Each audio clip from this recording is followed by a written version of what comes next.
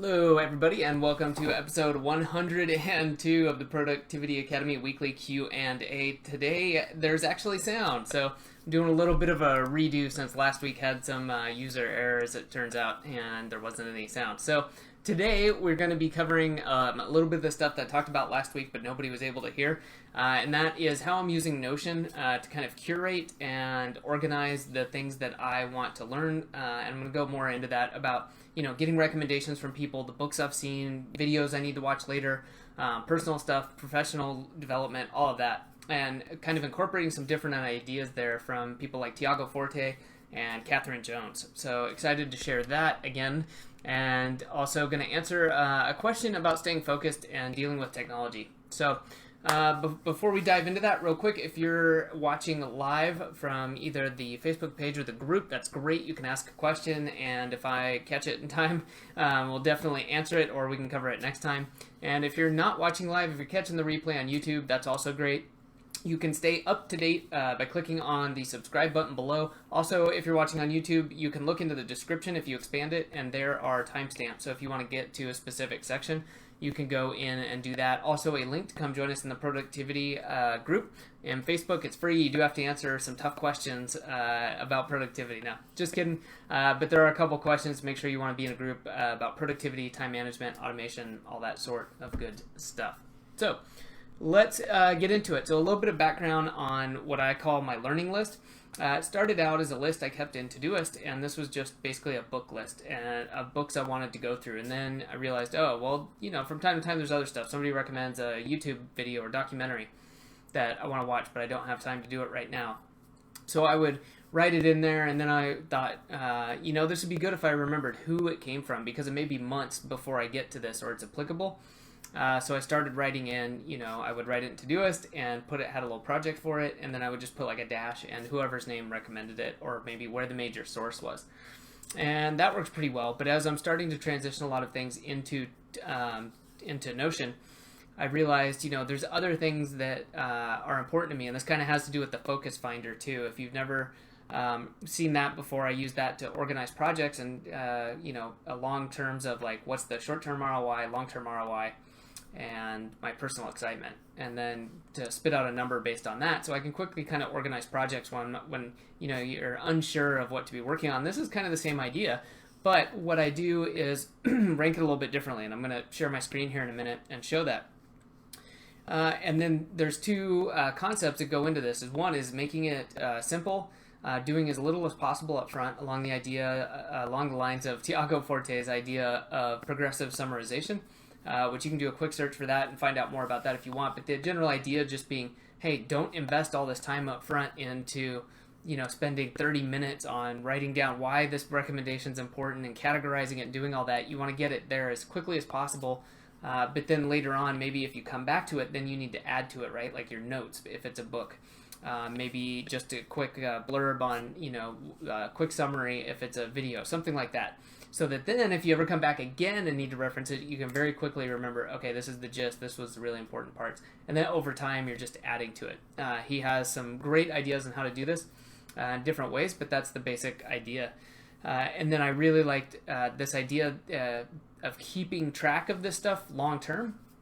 Catherine Jones of CF Design School and Automate Academy, I remember talking to her in February, and we were talking about this with books. And what she'll actually do with physical books is write on the inside cover a one sentence or a very short summary of like what was the main thing she took away from that book.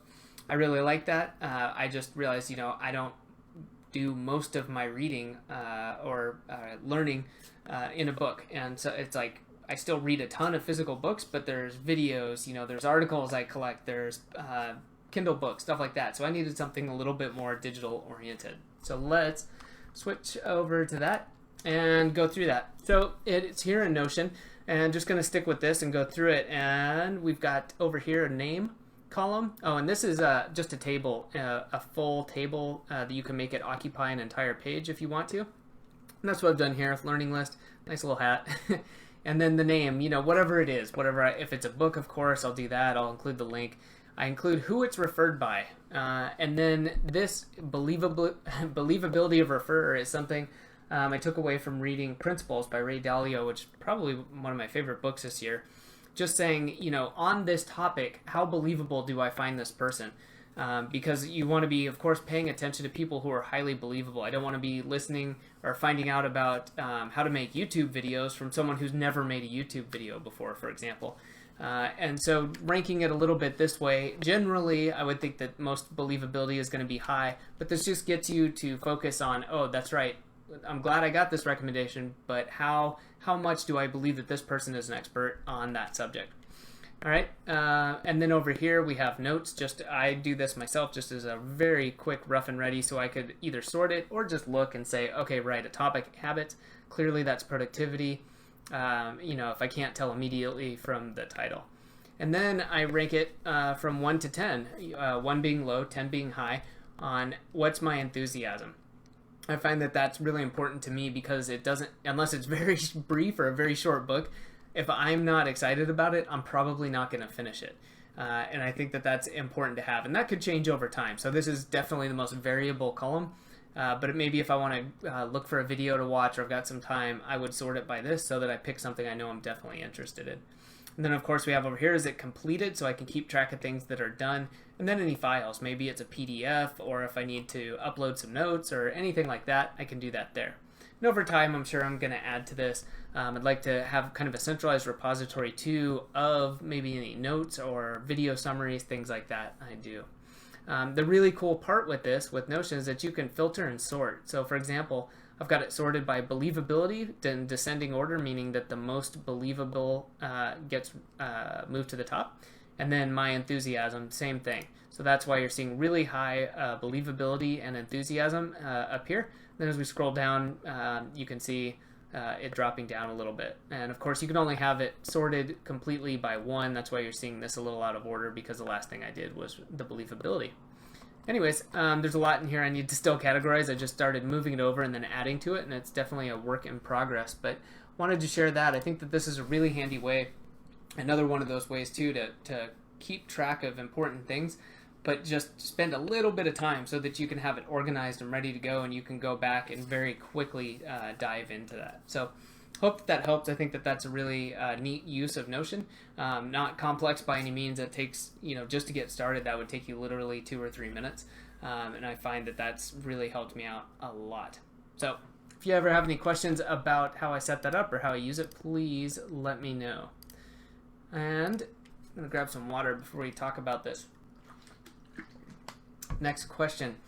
Let's see. Last one for today was, how do I stay focused at work when there are so many notifications popping up on my phone, my laptop, everything else? I think this goes back. I've talked about this several times, but a great way to do this is to start trimming down the notifications. A lot of systems nowadays are, people have recognized that this is an issue. You can't work if you're constantly getting these notifications, so close your programs. Again, whatever you're doing for work, or there may be things you have to allow. You have to answer the phone if the boss is calling. Whatever you got to do, that's fine. But maybe even within that framework, you could start to say, hey, I'm going to try to have, really focused work hours from 9 to 11, and ask people, if you have a boss you work for, you explain the benefits that, hey, if I do this, I can, get ahead on projects and, be more productive, things like that. With clients, you can set expectations that, hey, I don't answer the phone in the morning. That's when I'm providing value for you. I'm working, and I'll get back to you in the afternoon. There's a lot of ways to do that. But back to the immediate thing with your computers, with your smartphones. Take your smartphone and put it out of hand's reach and put it face down. I found that that's the easiest way. It's kind of the out of sight, out of mind. If you leave it face up, even though it's maybe over, in the corner over there, you'll still see it out of the corner of your eye. And you'll probably end up picking it up. I know I do. So a lot of times when I'm serious about getting some work done, I put it in a different room sometimes entirely, or just out of my hand's reach. And with the computer, there's a ton of things you can use. You can use things like rescue time to keep you from visiting certain websites. You can use something like Newsfeed Eradicator for Facebook. It's I believe a Chrome extension. And that way, nowadays Facebook is used a lot for messaging, for communication. Some people use it for work. But this takes out the feed so that when you go there, you don't automatically start seeing a ton of stuff. So that's pretty handy. And then going in and just tweaking the way you use things. Again, if you don't need all those notifications, turn them off. Your phone may have a silent mode. Engage that. If you can do the same for your browsers, you can alter your desktop settings, and there's tons of tools for this. So highly suggest using that and doing what you can, and then adding to that, maybe listening to some music. A lot of people like myself like music with no lyrics or no language, no words. And having that on, wearing a headset if you can, to just help you again focus and kind of clear out maybe any audio issues. So hopefully that helps. It's one of those where you kind of take the first step and you'll start realizing how much you can do, and kind of keep taking steps like that. And also I would just say, make it easy. Don't try to do everything at once. Take one step, or make it very simple. Like if you're okay with making a macro on your computer, or you find a program that can block many areas at once, do that.